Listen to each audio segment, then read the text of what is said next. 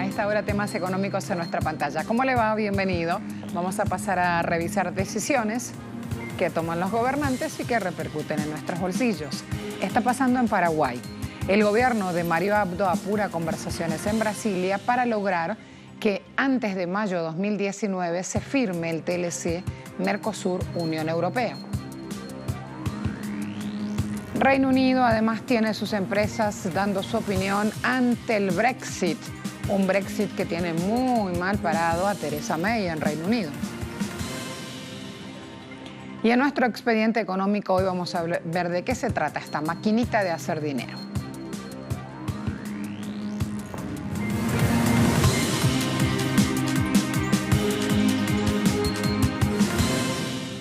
Paraguay sigue pujando para que se logre aprobar el acuerdo comercial entre Mercosur y la Unión Europea.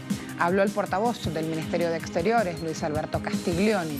Dijo que la reunión de cancilleres Mercosur, que será el jueves en Brasilia, servirá como movimiento positivo para las negociaciones del bloque con Europa. Antes Castiglioni había dicho que se debía avanzar en el acuerdo antes de mayo de 2019, cuando se hagan las elecciones del Parlamento Europeo, y se teme por un auge de los partidos escépticos sobre el tratado. Se habla mucho de acelerar negociaciones, pero muy poco de las desventajas que tendrían las empresas suramericanas frente a la parte europea. Uruguay y Luxemburgo buscan alianzas que incentiven negocios.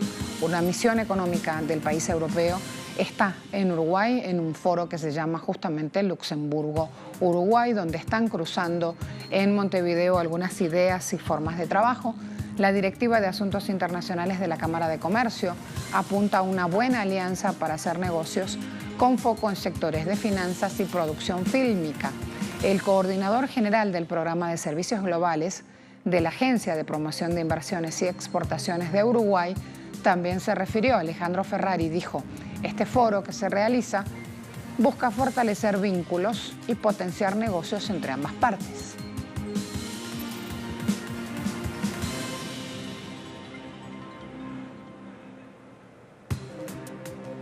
Cuba anunció que las rondas licitatorias para exploración y explotación de campos petroleros se darán a conocer en abril del próximo año, una decisión que ha tomado la Directiva de Negocios del Grupo de Exploración y Producción.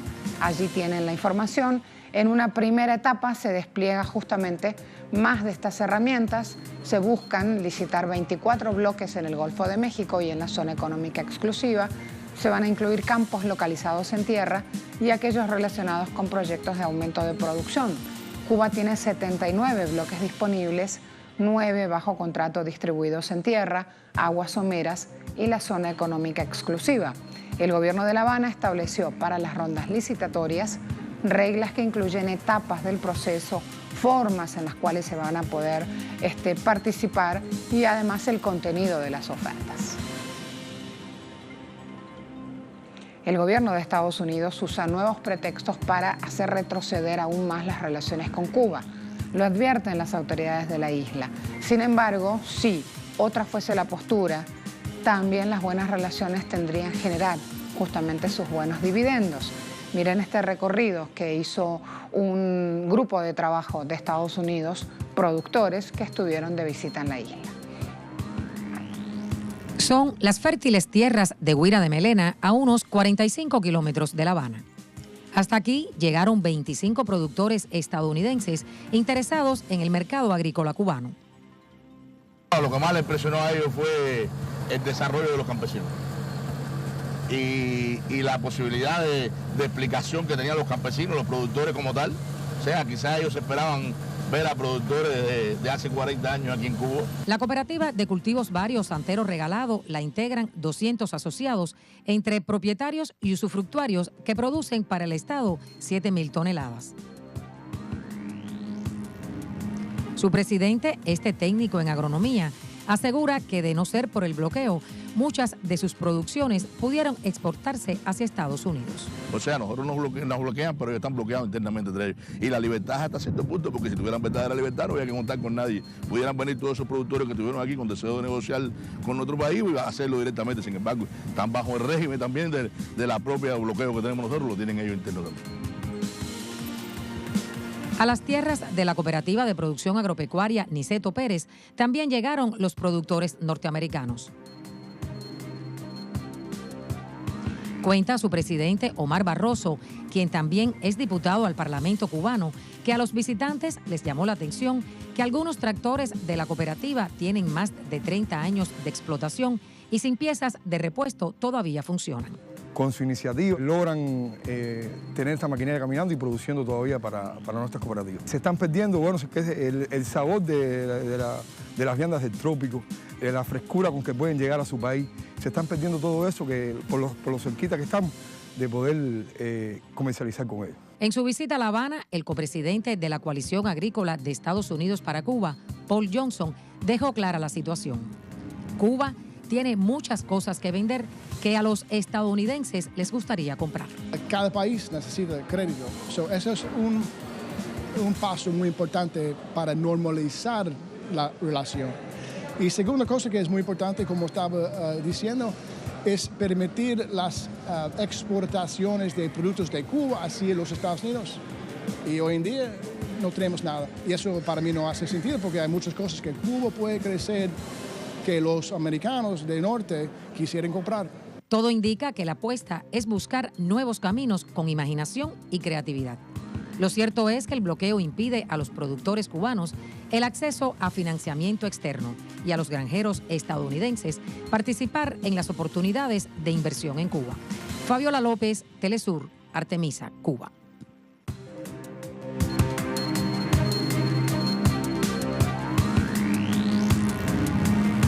Otro punto, Estados Unidos en Vancouver arrestaron a la gerente de finanzas de Huawei. En la cuenta oficial, RT en español, cuenta Twitter, anunciaba lo siguiente: estruendo en las bolsas de Estados Unidos y Asia tras el arresto de la gerente de finanzas de Huawei. Allí se explica que Meng Wanzhou está arrestada en Estados Unidos por presuntamente haber violado sanciones comerciales impuestas por Washington contra Irán y por supuesto espionaje cibernético, generando una caída en las bolsas asiáticas y Estados Unidos a sabiendas que el roce de Estados Unidos contra Huawei, la empresa china de telecomunicaciones, es por el dominio del mercado tecnológico mundial. China no se quedó callada, ha respondido, lo ha hecho de manera categórica. China ha dejado claro su posición solemne por separado a Canadá y Estados Unidos, solicitándoles que aclaren de inmediato los motivos de la detención, liberen de inmediato al detenido y garanticen los derechos e intereses legítimos de la persona afectada. China proporcionó asistencia consular a la persona afectada y presentó declaraciones solemnes a Canadá y Estados Unidos justo después de conocer el caso. China insta a la parte canadiense a garantizar seriamente la seguridad, el trato humanitario, los derechos legítimos y los intereses de los ciudadanos chinos. Vamos a analizar un poco más de lo que dicen los medios de comunicación. Vamos a escudriñar en la importancia geoeconómica que implica esta detención en medio de la guerra comercial planteada entre Estados Unidos y China, la cual, según expertos, no ayudará a la tregua arancelaria de 90 días que acordaron ambos países al finalizar la cumbre del G20. Asimismo, esta investigación sobre Huawei por violar sanciones contra Irán levanta suspicacia, ya que los detalles del arresto no fueron divulgados por Canadá. Meng Wanzhou es una de las candidatas a suceder a su padre al frente de Huawei. Año 2017, la empresa china tuvo ganancias netas por cerca de 7.300 millones de dólares, desplazando a la empresa estadounidense Apple. La postura de los ciudadanos chinos también está muy clara. Ahora se la vamos a mostrar al regreso de la pausa, más de lo que ocurre.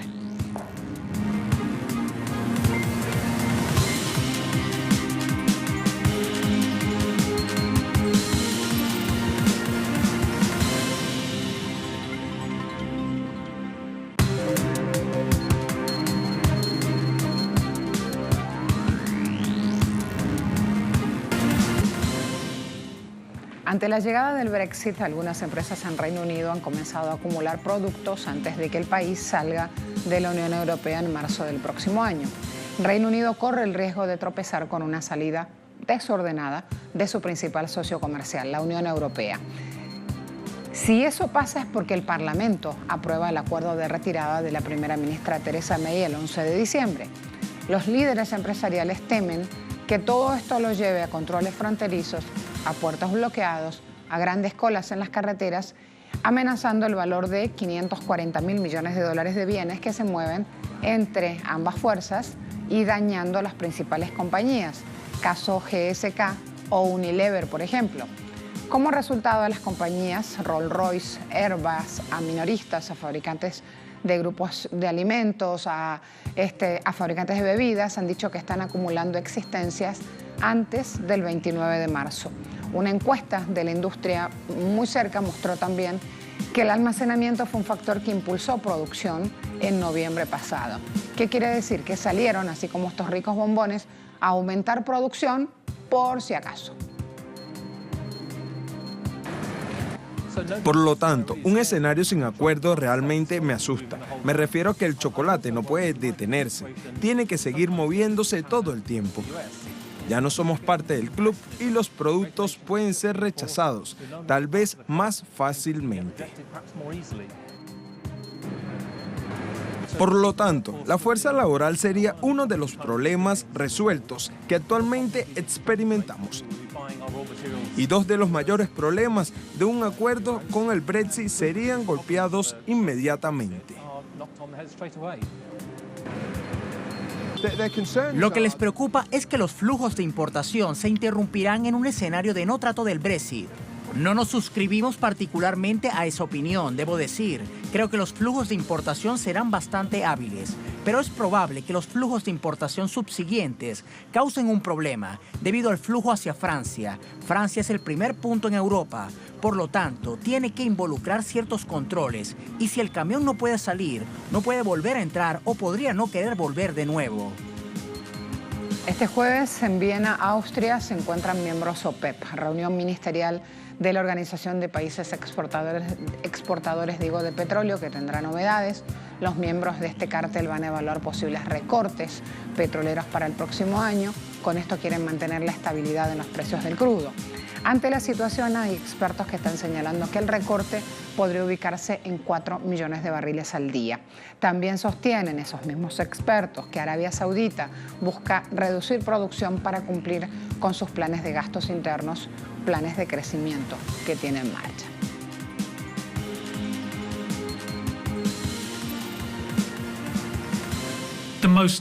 El resultado más probable es un recorte en la producción. Eso se insinuó energéticamente cuando la OPEP tuvo una reunión previa el 11 de noviembre. La pregunta es probablemente más acerca de cuánto va a ser eso. La insinuación del 11 fue un corte de aproximadamente 500.000 a 1 millón de barriles por día. Desde entonces ha habido un indicio de que tiene que ser más que eso, tal vez incluso hasta 1.4 millones de barriles por día. 1.4 million barrels per day.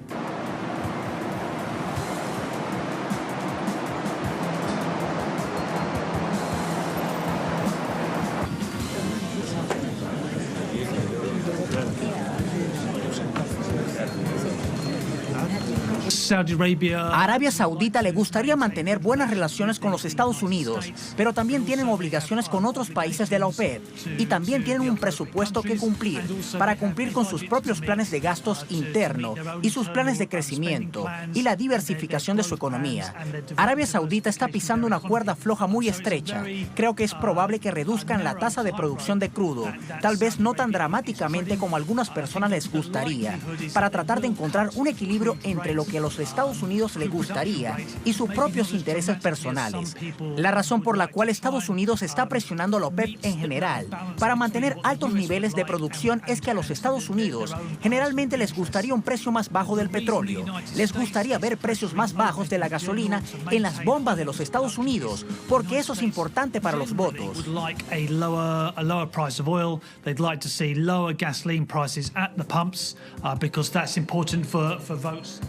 Ahí termina el pronunciamiento el experto consultado por Telesur.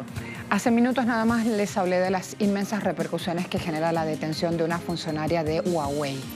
China está con un pronunciamiento muy claro ante las autoridades de Estados Unidos exigiendo justamente la información necesaria, por qué el arresto, en qué circunstancias, etcétera, etcétera. Fíjense de todas maneras lo que dicen también los ciudadanos chinos hasta ahora, un tema que seguimos de cerca.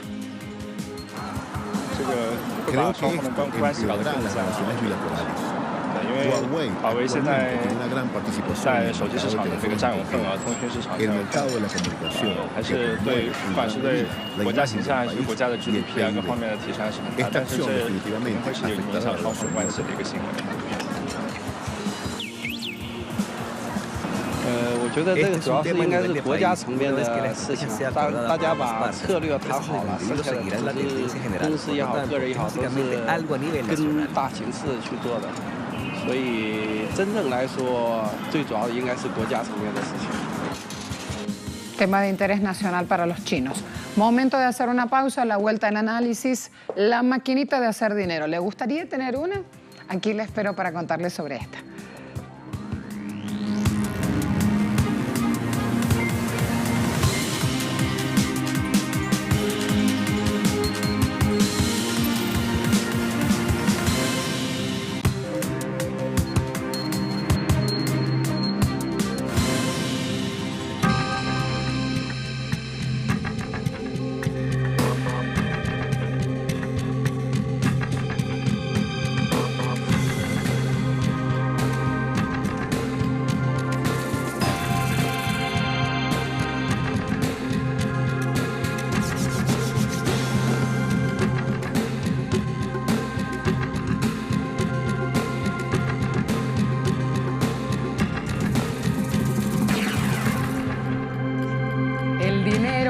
Todo, pero como ayuda, dice una canción de Auténticos Decadentes, una banda rockera argentina. El dinero es el medio de pago por excelencia en el mundo desarrollado. Sin embargo, no todo el mundo entiende realmente el significado de así como tampoco quién es el encargado de hacerlo, cómo se crea en sí mismo el dinero. Todos hemos visto alguna vez en algunos medios de comunicación imágenes de estas imprentas que fabrican los billetes, pero ¿qué hay detrás? Vemos.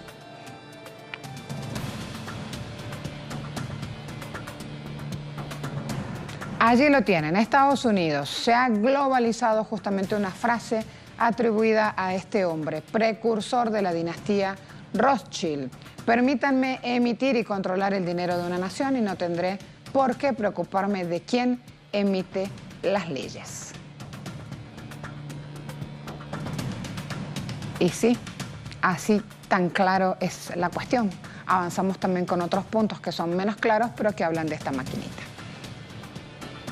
De 2008, la Reserva Federal de Estados Unidos, el Banco Central estadounidense, decidió implementar una serie de programas llamados de flexibilización cuantitativa, que en términos simples consistía en emisiones enormes de billetes y monedas que eran introducidos al mercado de dos maneras: comprando bonos del Tesoro del gobierno, con lo cual financiaban el exceso de gasto público de Estados Unidos, y comprando activos respaldados en hipotecas a los bancos, lo que en buena parte significó introducir dinero a los bancos a cambio de papeles, activos que no valían nada, pues contenían las hipotecas impagas que nacieron como consecuencia del colapso de la burbuja inmobiliaria que estalló en septiembre de 2008. En la actualidad, se encuentran en una fase llamada tapering, que consiste en la reducción del ritmo al cual se inyectan dólares mensualmente. Este proceso comenzó en diciembre de 2013. La inyección de dólares era de 85.000 millones mensuales y ahora se ubica en 45.000 millones.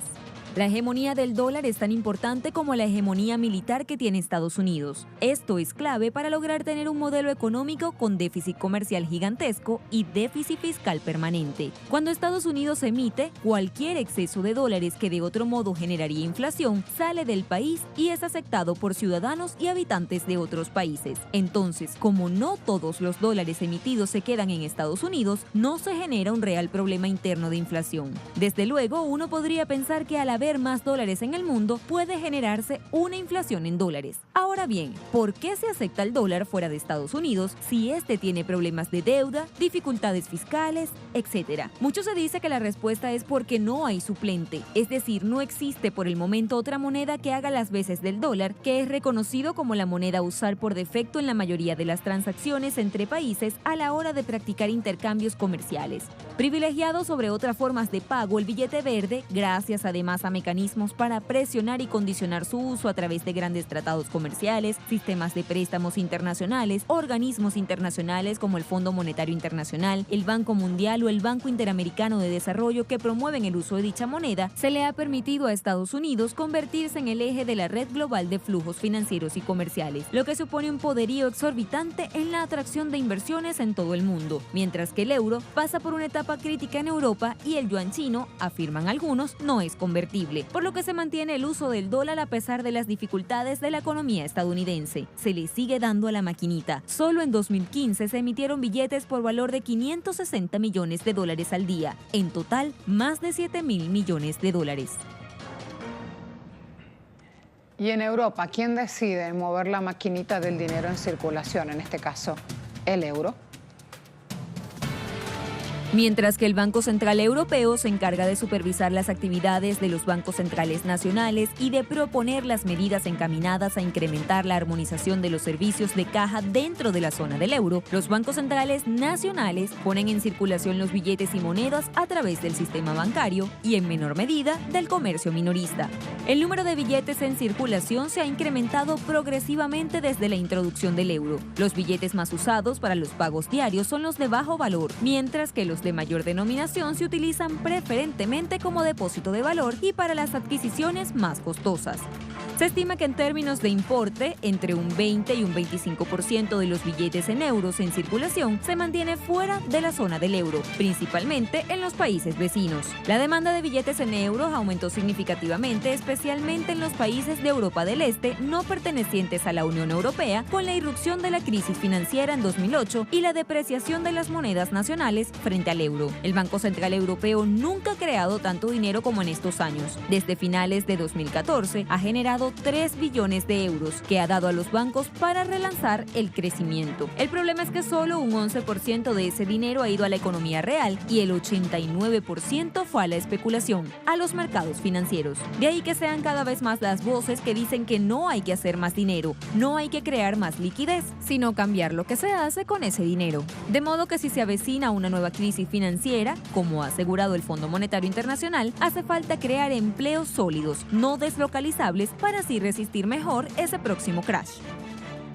En el caso de Japón, su Banco Central comenzó un programa de compra masiva de bonos en abril de 2013 con el objetivo de crear una política económica expansiva y tratar de acabar con la deflación que enfrentaba el país desde hace casi 2 décadas. En ese entonces, la institución señaló que con estas operaciones esperaba incrementar la base monetaria entre 60 y 70 trillones de yenes anuales. De esta forma, al darle a la maquinita de hacer dinero, debía incrementarse el consumo, lo que llevaría a un alza de precios y a una finalización de la etapa de bajada de precios continuada. A la fecha, la entidad mantiene intacta su política monetaria. Recientemente decidió continuar con un cuantioso programa de compra del bono de deuda japonés, la adquisición de bonos estatales por importe de 80 billones de yenes anuales. Por estos días, el Banco Central de Japón tiene activos que valen más que la economía entera del país. El total de sus posesiones suma 553,6 billones de yenes, unos 4,9 billones de dólares, luego de 3 años de impresión de dinero destinado a reactivar la economía del país, una cifra que supera con creces el Producto Interno Bruto Doméstico al final del segundo trimestre y más de 5 veces el tamaño de Apple en el mercado de valores. Y es así como parece razonable creer que si se hace más dinero se pueden acabar los problemas económicos, pero nada más lejos de la realidad. El dinero, desde luego, en circulación aumenta, pero esto no quiere decir que seamos más ricos y que tengamos mejores indicadores. Si aumenta el dinero en circulación, lógicamente aumentará la renta disponible que nosotros tendremos para comprar bienes y aumentará la demanda de estos. Pero hay que tener en cuenta que ese dinero que se emite no va a parar a la economía real. Ahí el punto en cuestión.